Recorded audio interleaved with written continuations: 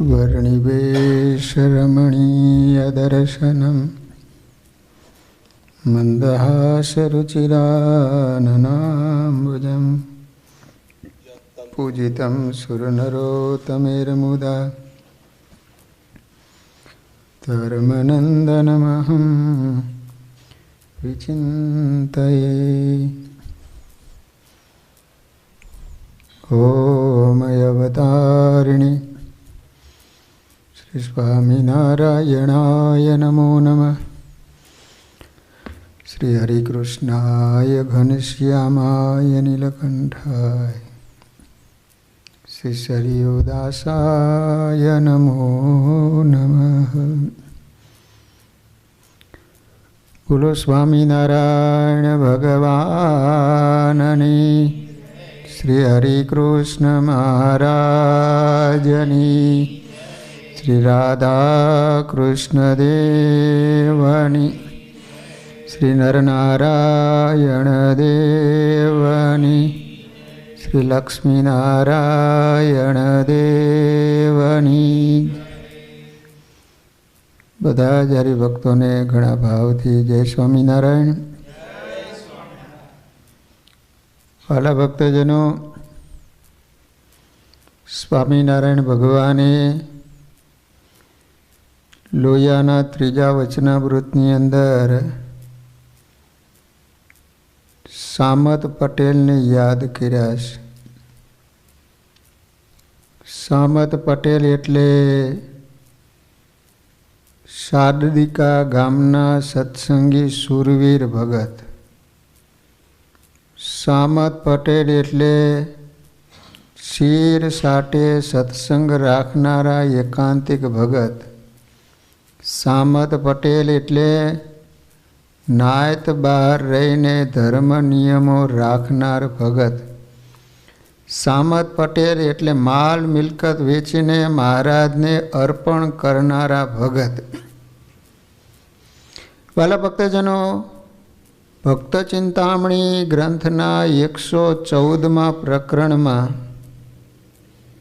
निष्कुळानंद स्वामीए वाड़ाक प्रदेशना गामडाओ अने भक्तोना नाम लख्या छे।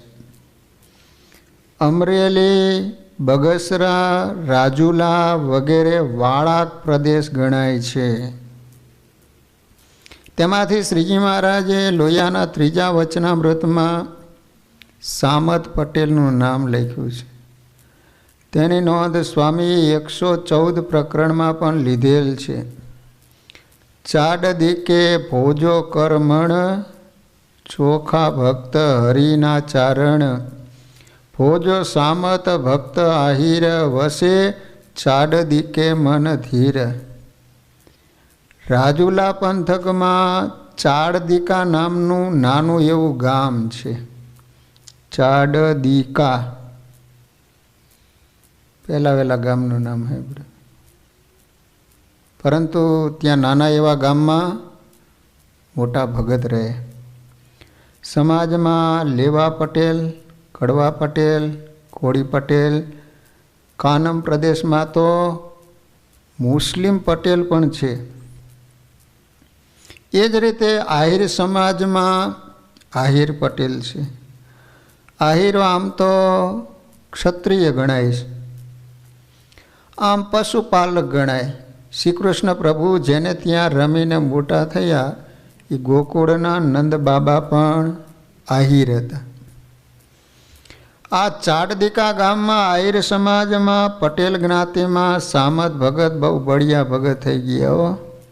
ए पूर्वना बहु मोटा मुमुक्षु हता अने दृढ़ निष्कामी वर्तमान पण पाड़ता हता। घर में जड़ कमळवत रहता हता अने खेतीनो धंधो करी पोताना परिवारनुं पालन पोषण करता हता। लो ए समय में तो बहु बधा माणसो खेती ज करता। ए वखते आटलुं बधुं भणतरनुं महत्व हतुं नहीं। तेओ स्वामीनारायण संप्रदायना चुस्त सत्संगी हता અને શીર સાટે સત્સંગ રાખતા। શીર સાટે એટલે માથું આપવું પડે તો માથું આપી દે, પરંતુ સત્સંગ ન છોડે.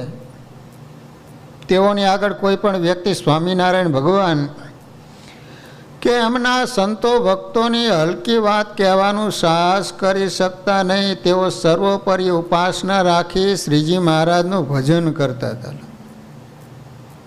આહિર પટેલ સામત કેવા મહિમાવાળા છે એવું સમાજને અને સત્સંગીઓને બતાવવા માટે એકવાર શ્રીજી મહારાજે ગઢપુરમાં દર્શન કરવા આવેલા સામેત પટેલને કહ્યું,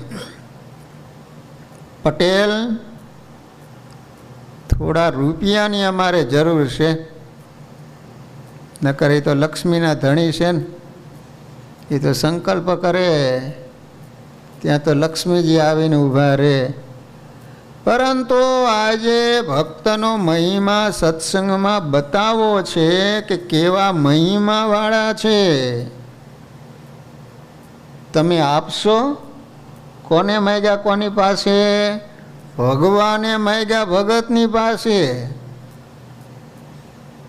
મહારાજના આવા વચનો સાંભળીને સામત પટેલ મનોમન ખૂબ આનંદ પામ્યા અને વિચારવા લાગ્યા, અરે હું કેટલો મોટો ભાગ્યશાળી, તે મહારાજે મને પસંદ કર્યો.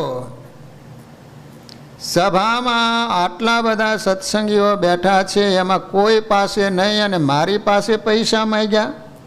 મને સેવા કરવાનો અમૂલક લાવો આપ્યો, માટે પૈસા આપી મહારાજનો રાજીપો રડી લઉં.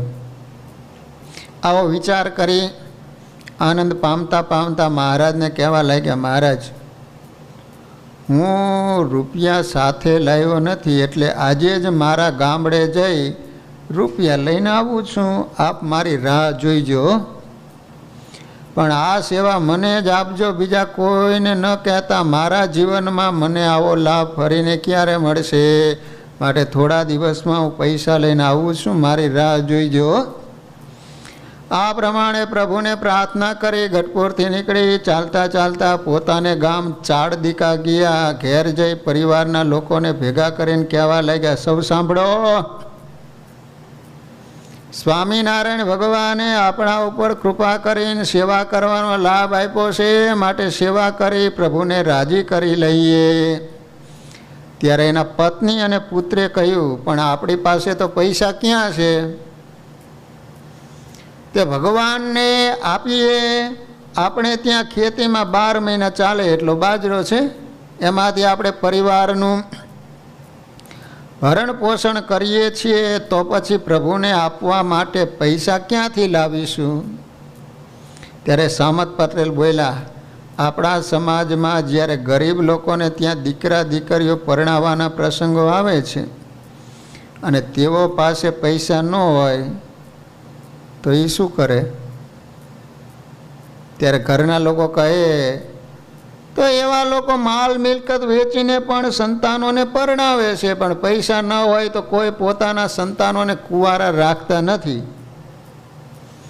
આવું સાંભળી સામત પટેલ કહે, લોકો પોતાના સંતાનો માટે જો જમીન વગેરે મિલકત વેચી નાખતા હોય તો આપણે ભગવાન માટે ન વેચી શકીએ?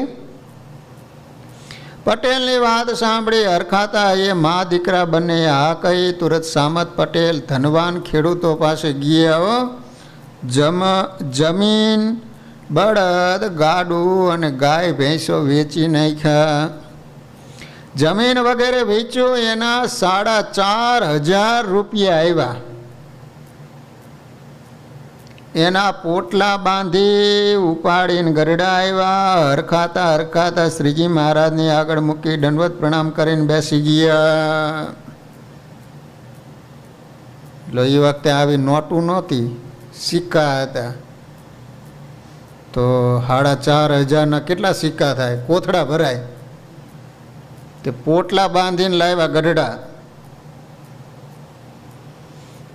200 વર્ષ પહેલાં 4,500 રૂપિયા એટલે મોટી કિંમત ગણાતી હો. એટલા રૂપિયા જેની પાસે ગામડામાં હોય ને એ વ્યક્તિ સુખી ગણાય. તેથી આટલી મોટી રકમ જોઈને મહારાજે સવાલ કર્યો, ભગત, એ ભગત, આટલા બધા રૂપિયા ક્યાંથી લાવ્યા? ત્યારે સામત પટેલે વિચાર કર્યો, જો સાચું કહીશ તો કદાચ શ્રીજી મહારાજ મારી સેવા નહીં સ્વીકારે, માટે ખોટું બોલવું એટલે મારું દાન સ્વીકારે. આવું મનોમન નક્કી કરીને બોલ્યા, મહારાજ અમુક ખેડૂત કહેવાય એટલે ખેતીની ઉપજમાંથી થોડું થોડું બચાવીને મરણ મૂડી ભેગી કરીએ એટલે ગટપણમાં કામ આવે, એથી મેં મરણ મૂડી ભેગી કરી હતી લાવ્યો છું. તન કી જાણે મન કી જાણે, જાણે ચિત્ત કી ચોરી, ઇનકે આગે ક્યાં છુપાએ, જિનકે હાથ મેં જીવન દોરી. અંતર્યામી આગળ સામત પટેલ ખોટું બોલ્યા. મહારાજે કહ્યું, સાચું બોલો, સાચું. આ રૂપિયા કેવી રીતે લાવ્યા છો? આ સભામાં બેઠેલા સૌ સાંભળે એમ બોલો જોઈ. જો સાચું નહીં બોલો તો આમાંથી એક પણ પૈસો નહીં લઉં. મહાપ્રભુની આજ્ઞા થતાં સામત પટેલ કહેવા લાગ્યા, મહારાજ રોકડા રૂપિયા તો મારી પાસે નહોતા હો, એટલે જમીન, બળદ, ગાડું, ગાયો, ભેંસો વેચી એના 4,500 રૂપિયા લાવ્યા. તે લઈને આપને આપવા આવ્યો છું. આવું સાંભળી સભામાં જે ગ્રસ્તો બેઠા હતા અચંબો પામી ગયા. સામત પટેલને ધન્યવાદ આપવા લાગ્યા. સામત પટેલની ઉદારતા મહિમા જોઈને શ્રીજી મહારાજ ઊભા થયા અને ફેટી પડ્યા. ગળામાં પહેરેલ ગુલાબનો હાર કાઢીને સામત પટેલને પહેરાવીને કહ્યું, ભગત અમોએ તો તમને એટલા માટે પૂછ્યું હતું કે તમારા ઘરમાં રોકડા રૂપિયા હશે, આમ આજીવિકાના સાધનો વેચીને પૈસા લાવવાનું અમે ક્યાં કહ્યું હતું? માટે તમારા રૂપિયા પાછા લઈ જાઓ અને બધું છોડાવી લ્યો. મહારાજની આવી આજ્ઞા થતાં સામત પટેલ ગડગડા થઈ ગયા. રૂપિયા રાખી લેવા વિનંતી કરવા લાગ્યા. અરે પ્રભુ, પરિવાર માટે તો અમારે આખી જિંદગી કમાવાનું જ છે ને, તમારા માટે અને સંતો માટે આવો લાભ અમને ક્યારે મળે? માટે બધા રૂપિયા અહીં જ રાખો એવી મારી વિનંતી છે. આવા ભગતનું નામ વચનામૃતમાં આવે. સામત પટેલ બહુ આગ્રહ કર્યો એટલે 1000 રૂપિયા મહારાજે રાખ્યા. 3,500 પરાયણે પાછા આપી જમીન છોડાવવાની આજ્ઞા આપી. એટલે સામત પટેલ ઘેર જઈ જમીન છોડાવી ભજન ભક્તિ કરતાં કરતાં ખેતી કરવા લાગ્યા. વાલા ભક્તજનો, સામત ભગત સત્સંગના બધા જ નિયમો પાડતા હો. તેથી એની નાતવાળાને ગમતું નહોતું. એના કારણે નાતના પંચે એમને બોલાવ્યા અને પ્રશ્ન પૂછ્યા, સામત તો નાયતના પ્રસંગમાં કેમ ખાતો નથી?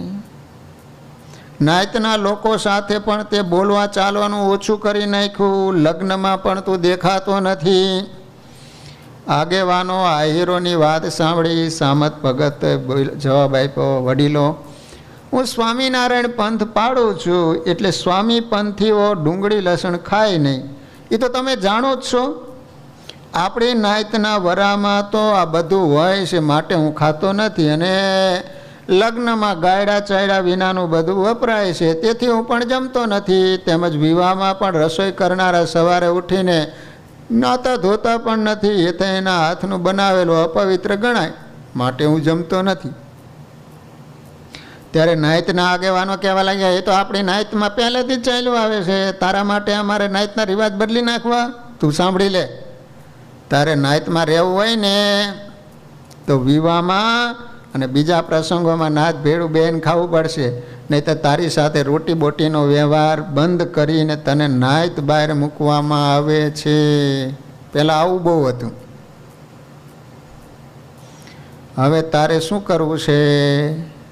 હાલ જવાબ આપ, હાલ જલ્દી ફટાફટ.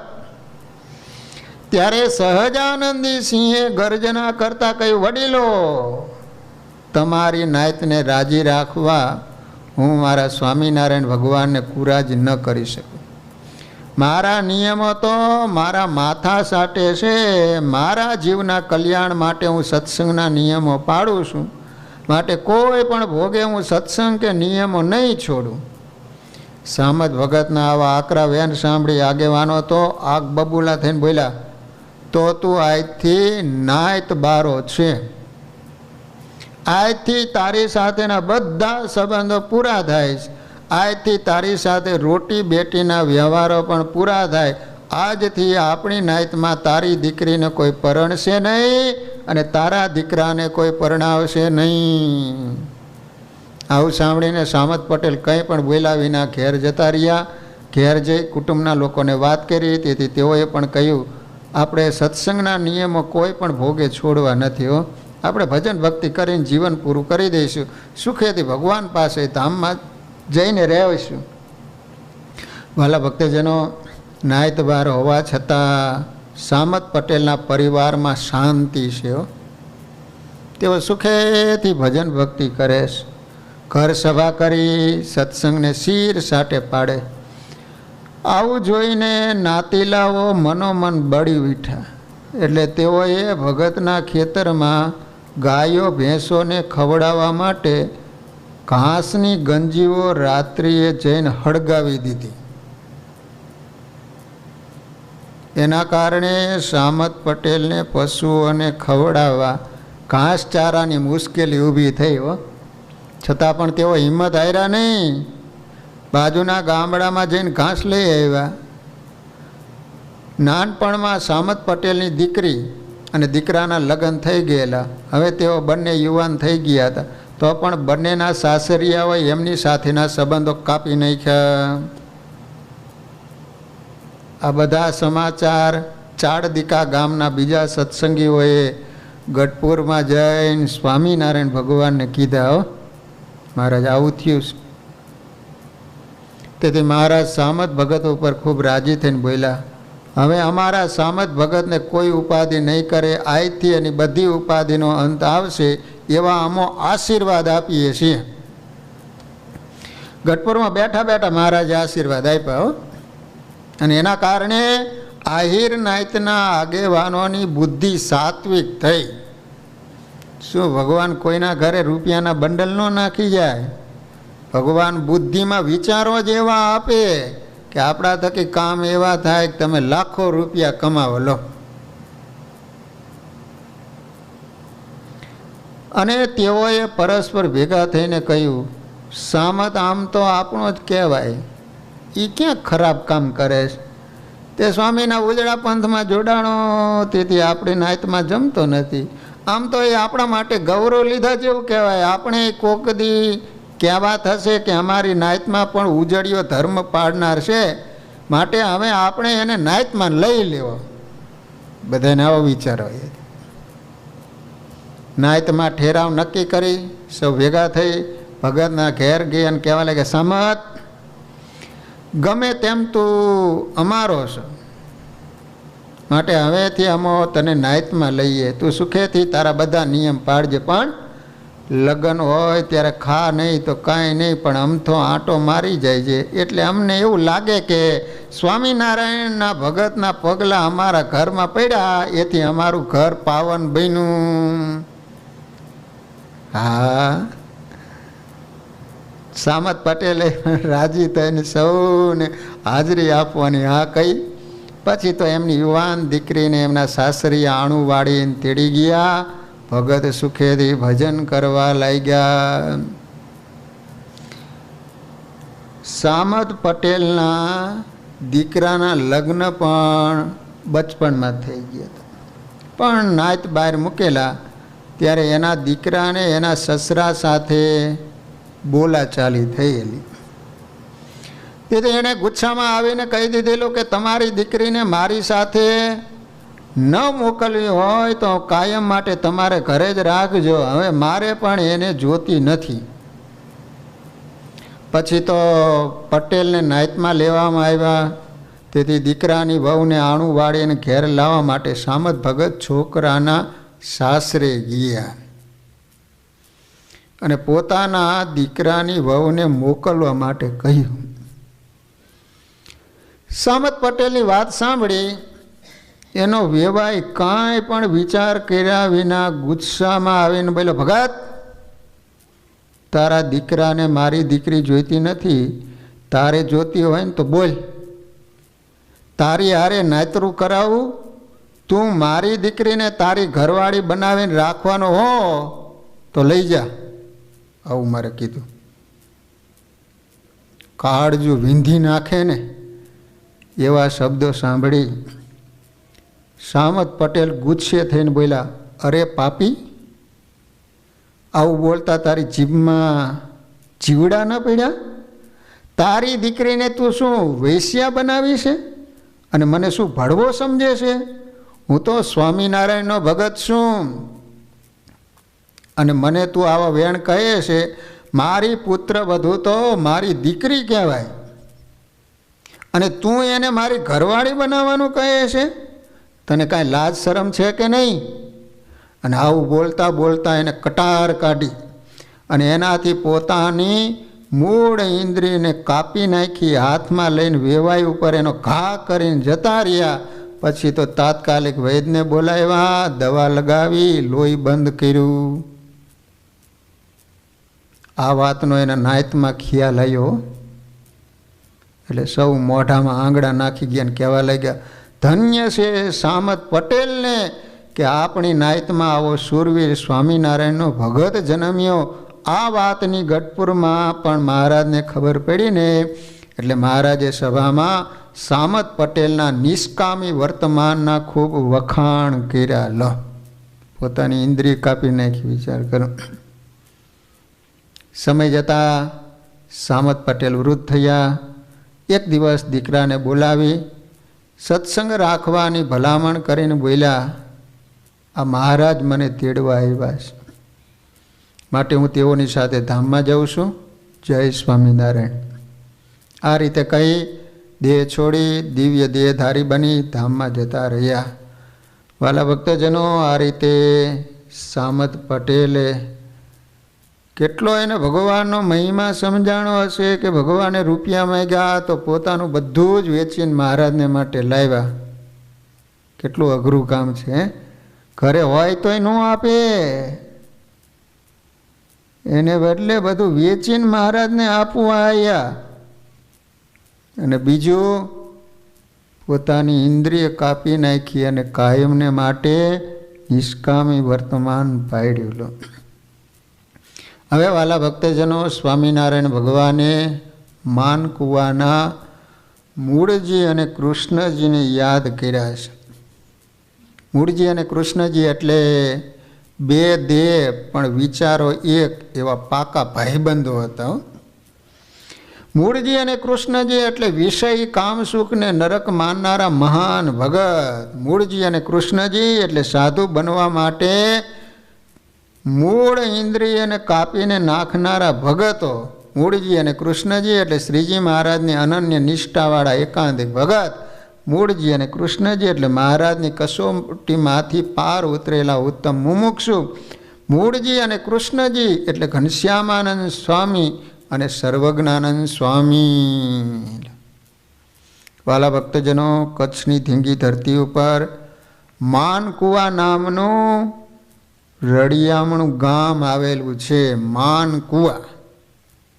શ્રીજી મહારાજના સમકાલીન સમયમાં માનકુવા ગામના 18 સંતો હતા. લો, કચ્છનો સત્સંગ રામાનંદ સ્વામી વખતનો છે. અત્યારે સંપ્રદાયમાં કચ્છનો સત્સંગ ખૂબ વખણાય છે. તે માનકુવા ગામમાં 2 મિત્રો હતા. એકનું નામ મૂળજી અને બીજાનું નામ કૃષ્ણજી. જાણે કે કૃષ્ણ સુદામાની જોડી જોઈ લો.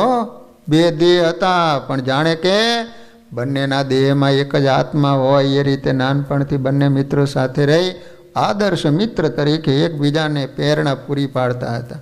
બંને પટેલો હતા પણ બંનેની અટક અલગ અલગ હતી. મૂળજી ભક્તની અટક વરસાણી હતી. વરસાણી આપણો જયેશ વરસાણી હે ને, વાસાણી વરસાણી. અને કૃષ્ણજીની અટક પીઠળિયા હતી. એ સમયે કચ્છ સત્સંગનું કાશી ગણાતું. આ બંને ભાઈબંધ હતા પણ સગા ભાઈઓની જેમ જ સાથે રહેતા હતા. એકવાર માનકુવામાંથી હરિભક્તોનો સંગ લઈને પ્રગટ પ્રભુ એવા મહારાજના દર્શન કરવા માટે ગઢપુર આવતા હતા. ત્યારે સંઘમાં કૃષ્ણજી પણ ગરડા આવ્યા અને મહારાજના ભાવથી દર્શન કર્યા. ગઢડાનું સાત્વિક વાતાવરણ જોયું. સંતો દ્વારા મહારાજના ઐશ્વર્ય સાંભળ્યા. શ્રીજી મહારાજના દર્શન કર્યા. દિવ્ય ત્રિવેણી સંગમના કારણે એના અંતરમાં ટાઢું ટાઢું થઈ ગયું.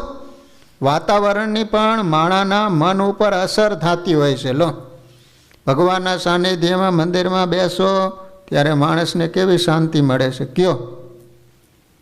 અને અહીંયા ભગવાનના સાનિધ્યમાં બેઠા બેઠા આપણને વિચારો સારા આવે.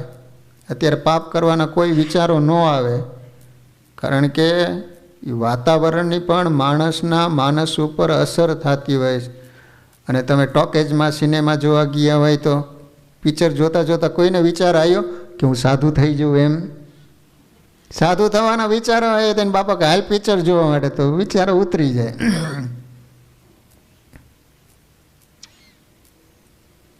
કૃષ્ણજીને મનમાં થયું કે માનો ન માનો પણ આ સ્વામિનારાયણ ભગવાન લાગે છે. પછી તો તેઓ સંઘ સાથે માનકુવા ગયા.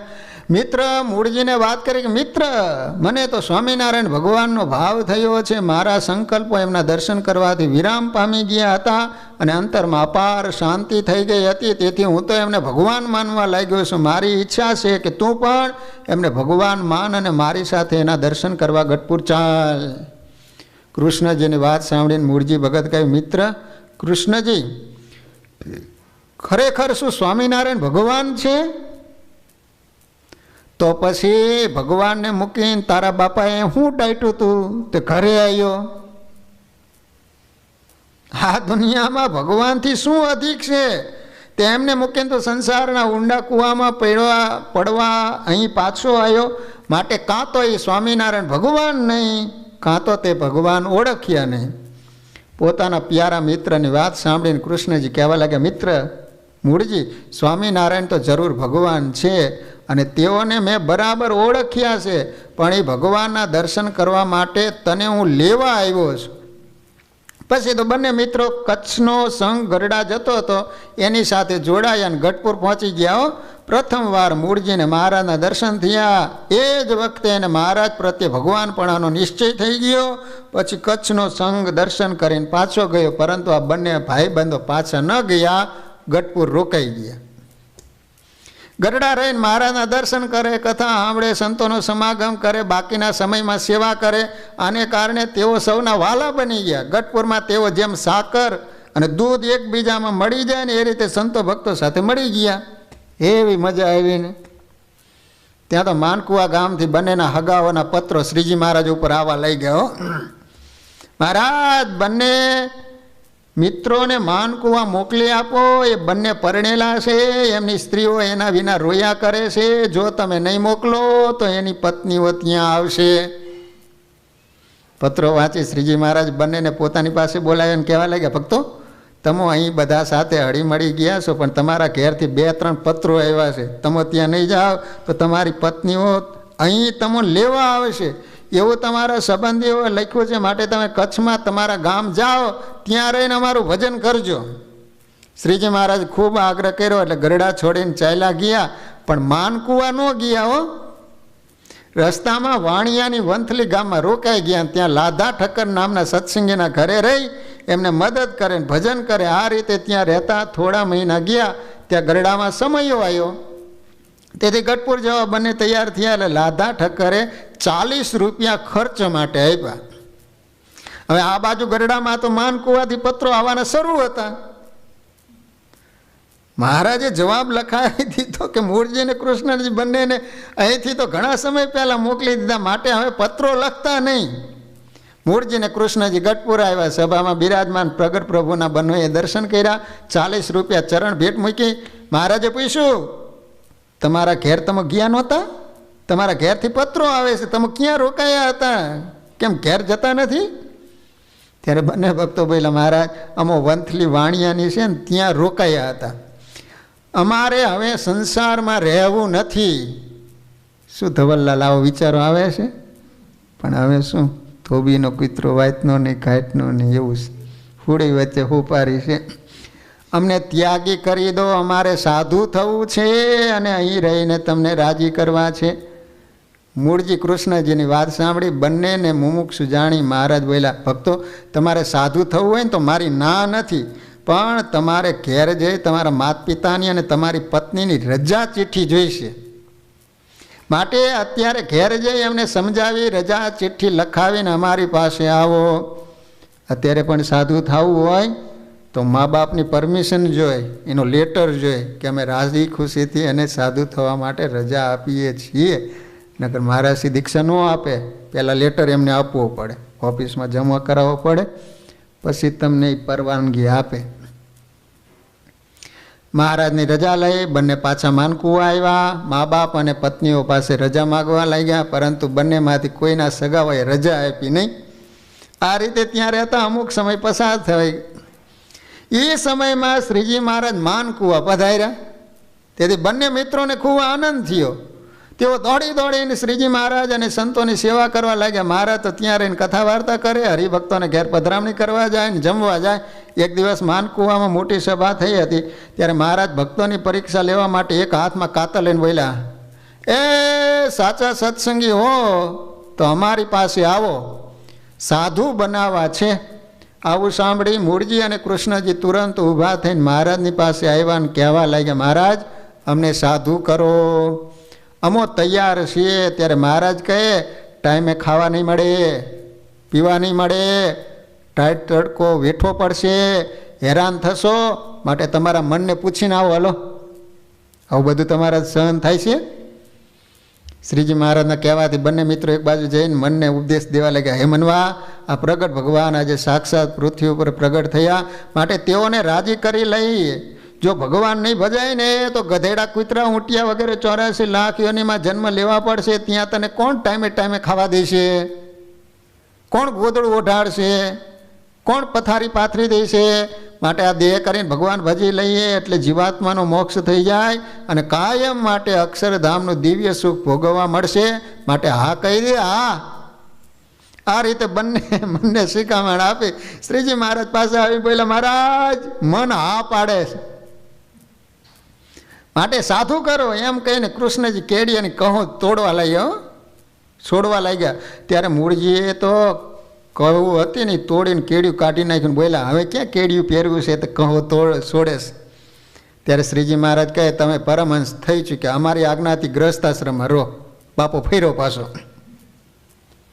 ત્યારે બંને કહેવા લાગ્યા કે હે પ્રભુ, અમને સંતો બનાવો, અત્યારે ખરો સમય આવ્યો છે. ત્યારે મહારાજ કહે, પણ તમારા ઘરવાળાની રજા ચીઠી તો જોઈશે, તે લઈને પછી આવો. હલો, પછી બંને કપડાં પહેરી પોતાના ઘરે ગયા. પત્ની અને માતા પિતાને સમજાવવા લાગ્યા, પરંતુ કોઈ રજા ચીઠ્ઠી આપવા તૈયાર ન થયું. તેથી બંને વિચાર કર્યો, અમૂલ્ય અવસર ચાલ્યો જાય છે, દેહનો કોઈ નિર્ધાર નથી, માટે હવે સંસારના બંધનથી છૂટી શકાય એવો કંઈક ઉપાય કરીએ, કારણ કે આવો સુયોગ પછી મળવો દુર્લભ. એ સમયે શ્રીજી મહારાજ ગરડા આવી ગયા હતા. એથી બંને મિત્રોએ અરસપરસ નિર્ણય કર્યો, જેના માટે આપણી સ્ત્રીઓ આપણને રજા દેતી નથી એ અંગને કાપીને એને આપી દઈએ. પછી તો રજા આપશે ને, પણ મા બાપ પણ લોકલાજને કારણે આપણને રજા નથી આપી શકતા. બંને ભયાનક નિર્ણય કરી પોતાની પત્નીઓ પાસે આવ્યા ને બોલ્યા, તમારે જેની જરૂર છે એ લ્યો, તમને આપી દઈએ છીએ. આ રીતે પોતે બોલી અને મોટા ચપ્પાથી મૂળ ઇન્દ્રિય કાપીને ઘા કર્યો. પછી તો અતિ લોહી નીકળવાથી બંને બેભાન થઈ ગયા. વૈદ્યને બોલાવી પાટા બાંધ્યા. માનકુવામાં ખ્યાલ આવવાથી હાહાકાર થઈ ગયો. આ વાતનો ખ્યાલ શ્રીજી મહારાજને આવ્યો. ગરડાથી પત્ર લખીને જણાવ્યું, કચ્છના હરિભક્તોએ મૂળજી અને કૃષ્ણજી સાથે કોઈ પણ પ્રકારનો વ્યવહાર કરવો નહીં, જે કરશે એ વિમુખ માંડશે. મહારાજનો પત્ર મળ્યો એટલે હરિભક્તો સૌ ભેગા થયા. શું કરવું એ બાબત ચર્ચા કરવા લાગ્યા. ત્યાં દરબાર અદાભાઈએ કહ્યું, એમના ઘરના એની સેવા કરતા નથી અને આપણને પણ મહારાજે ના કહી છે, આપણે એમની સેવા નહીં કરીએ તો બંને ભક્તો મૃત્યુ પામશે. અત્યારે તેઓ ખૂબ પીડાઈ રહ્યા, માટે હું તો બંને ભક્તોની સેવા કરીશ. અદાભાઈ તો હારા હતા, એ કે હું સેવા કરીશ, ભલે મહારાજ મને વિમુખ કરતા હોય. મહારાજ મને જે ઠપકો દેશે હું સાંભળી લઈશ અને જે પ્રાયશ્ચિત આપશે એ કરી લઈશ. આ પ્રમાણે કહીને અદાભાઈ મૂળજી અને કૃષ્ણજી પાસે ગયા તો બંનેને ખૂબ પીડાઈ રહ્યા હતા. પછી બંનેને તેઓ પોતાના દરબારગઢમાં લાવ્યા, જાય તે સેવા કરવા લાગ્યા. એ સમયે ગામના સત્સંગીઓએ પણ અદાભાઈ સાથે બોલવાનો વ્યવહાર બંધ કરી દીધો. એ વખતે આવા કે ડૉક્ટરોની ટાંકા લેવું, આ તે કેવું બધું પીડા થતી છે. અદાભાઈએ મૂળજી અને કૃષ્ણજી બંનેને ભગત જાણી ખૂબ સેવા કરી, બંને સાજા થઈ ગયા. પછી માનકુવાના સત્સંગીઓ જ્યાં કથા કરતા હોય ને ત્યાં ત્રણેય કથા સાંભળવા જાય, પણ હરિભક્તો ના કહે એટલે દૂર બેસીને કથા સાંભળે કે આ તો વિમુખ છે. પછી તો હરિભક્તોએ દૂર બેસીને પણ કથા સાંભળવાની ના કહે એટલે અદાભાઈ કહે બજારમાં તો ઢોર ને કૂતરા પણ બેસે, દયા કરીને અમને બેસવા દો. આ રીતે દરબાર હોવા છતાં હરિભક્તોના મહિમા સમજી દૂર બજારમાં બેસીને કથા વાર્તા સાંભળે. વિચાર કરો, કોઈ કુસંગી કહેતા અરે અદાભાઈ તમે તો દરબાર છો, હાંક મારો ને તો બધાય ભાગી જાય, તો પછી શા માટે અપમાન સહન કરો છો? ત્યારે તેઓ કહેતા આ બધા મારા ભગવાનના ભક્તો છે, તેથી હું તેમને મારાથી મહાન માનું છું. તેઓ તો મારા મહારાજની આજ્ઞા માનીને મને ના કહે છે. મૂળજી અને કૃષ્ણજીને સમય જતાં સારું થઈ ગયું. ઘરવાળા કે પત્નીઓ ખબર કાઢવા પણ આવ્યા નહોતા. હવે એમને આમની જરૂર નહોતી એટલે રજા ચિઠ્ઠી લખાવાનો કોઈ પ્રશ્ન જ નહોતો. તેથી બંને કુંભારને ત્યાંથી ઘેરું મંગાવી, ભગવા વસ્ત્રો પહેર્યા અને પહેરી સાધુ બની ગઢ પુરાવ્યા. ત્યારે મહારાજે બંનેને પૂછ્યું તમે કોના સાધુ છો? મારા દીક્ષા ન આપે હાથે નથી વીપડું, અત્યારે બધા હાથે સાધુતાઓ મીડેલો. તે હવે આ સાધુ તો બન્યા પણ નામ પાડું ભૂલી ગયા હતા. મહારાજ કે તમારું નામ શું? બને કે નામ રૂપ તો બધું મિથ્ય. મહારાજ ગુસ્સે થઈને પાર્ષદોને કહ્યું આ બંનેને બહાર ગામ કાઢી મૂકો. તેથી ભક્તો એને કાઢી મૂક્યા. મૂળજી ને કૃષ્ણજી બંને ઘેલા નદીના હામા કાંઠે જઈને રાત્રિના સમયે શ્રીજી મહારાજને યાદ કરીને ભાવથી કીર્તનો બોલવા લાગ્યા. એ સમયે મહારાજ અક્ષરવડીમાં પહોંચ્યા હતા, પણ ભક્તિભાવના કીર્તનો સાંભળીને ઊંઘ હરામ થઈ ગઈ. ફરીને પાર્ષદોને બોલાવીને કહ્યું પહેલાં બંનેને ત્યાંથી કાઢી મૂકો, એમના કીર્તનો સાંભળીને અમને ઊંઘ આવતી નથી. આજ્ઞા થતાં ફરીને પાર્ષદો ઘેલા કાંઠે ગયા, ત્યાંથી પણ દૂર કાઢી મૂક્યા. બીજી રાત્રે પણ દૂર રહીને કીર્તનો બોલવાના શરૂ કર્યા. મહારાજની મૂર્તિને યાદ કરીને ગાય, એના કારણે મહારાજની નિદ્રા ઉડી જાય. તેથી મહારાજ કહે આ કચ્છી માળું એ તો અમારો કેળો છોડ્યો નહીં, માટે એને વગડામાં કાઢી મૂકો. પછી ફરીને પાર્ષદોએ જઈને વગડામાં જતું રહેવાનું કહ્યું. ત્યારે મૂળજી અને કૃષ્ણજી કહેવા લાગ્યા અહીં જ વગડો છે, તેથી અહીં જ રહીને અમે કીર્તન બોલશું. આ તો મહારાજની આજ્ઞા છે, માટે અમે દૂર જઈએ છીએ, નહીં તો અમે કચ્છી છીએ. હો કચ્છી! તેથી તમારા માથા ભટકાવીને મારી નાખીએ, પણ શું કરીએ, મહારાજની આજ્ઞા છે, તેથી વગડામાં રહીએ છીએ. આવું સાંભળીને પાર્ષદો પાસે આવ્યા કે હવે ન કહેવાય કંઈ. મહારાજને બધી વાત કરી. મહારાજ કે કચ્છી બહુ વહમાં હોય. ફરી ગયા મહારાજ. માટે વિચારીને પાસે જઈજો. ત્રીજી રાત્રે પણ વગડામાં રહીને મહારાજની મૂર્તિમાં વૃત્તિ રાખીને કીર્તનો બોલવા લાગ્યા. મહારાજ કહેવા લાગ્યા એ કચ્છી પરમહંસો હેતે કરીને આ ઓરડી તથા ઢોલિયા સહિત અમને ખેંચે છે, માટે જાઓ એને અમારી પાસે તેડી લાવો. પછી પાર્ષદો જઈ બોલાવી લાવ્યા. તેઓ બંનેને દૂરથી આવતા જોઈને મહારાજ ઢોલિયા નીચે ઉતર્યા. એક દંડવત કર્યો. ત્યાં તો મૂળજી ને કૃષ્ણજી દોડીને આવ્યા, દંડવત કરવા લાગ્યા. મહારાજ સભામાં બેઠેલા સંતો ભક્તોને કહેવા લાગ્યા અમોએ આ બંનેનો કૂતરાની જેમ તિરસ્કાર કર્યો, તો પણ અમને મૂક્યા નહીં. માનકુવામાં હતા ત્યારે અમોએ એમને વિમુખ કર્યા હતા, તો પણ અમને છોડ્યા નહીં. અમારી દરેક પરીક્ષામાં તેઓ પાસ થઈ ગયા છે. આ પ્રમાણે કહી શ્રીજી મહારાજ બંનેને પ્રેમથી ભેટી દીક્ષા આપી અને સાધુ કર્યા. મૂળજીનું નામ ઘનશ્યામાનંદ સ્વામી પાડ્યું. કૃષ્ણજીનું નામ સર્વજ્ઞાનંદ સ્વામી પાડ્યું. ઘનશ્યામાનંદ કાયમ માટે જુનાગઢ રહેતા અને સર્વજ્ઞાનંદ સ્વામી અમદાવાદ મંદિરના મહંત બન્યા. લો એ કચ્છના હતા. પછી તો સર્વજ્ઞાનંદ સ્વામી મહંતાઈનો અને 60 શિષ્યનો ત્યાગ કરી અને વડતાલમાં ગોપાળાનંદ સ્વામીનો સમાગમ કરવા માટે રહ્યા હતા. વાલા ભક્તજનો, આ રીતે ભગવાનને માટે એને કેટલું કર્યું. અંતે ભગવાને રાજી થઈ અને બંનેને દીક્ષા આપી અને બંનેને સાધુ કર્યા. આ રીતે વાલા ભક્તજનો, આપણે લોહિયાના 3જા વચનામૃતની અંદર જે સુંદર મજાના ભક્તોના ચરિત્રો કે જેને ભગવાન અને સંતને અર્થે શું શું કર્યું, એ સુંદર મજાના ચરિત્રો આપણે શ્રવણ કરી રહ્યા છીએ. આજે બે ભક્તોના ચરિત્ર શ્રવણ કર્યા. એક તો સામદ ભગત અને બીજા મૂળજી અને કૃષ્ણજી. હવે ત્રીજા ભગતનું ચરિત્ર કાલે શ્રવણ કરીશું. કથાનો સમય પૂરો. હરિસ્મરણ સાથે કથાને વિરામ.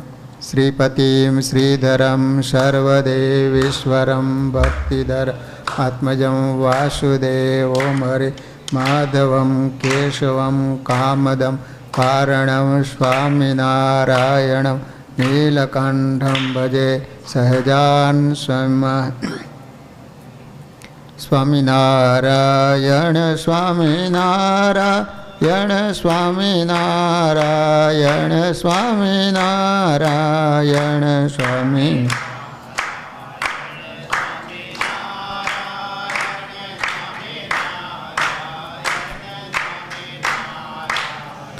સ્વામિનારાયણ સ્વામિનારાયણ સ્વામિનારાયણ સ્વામિનારાયણ સ્વામિનારાયણ સ્વામિનારાયણ સ્વામિનારાયણ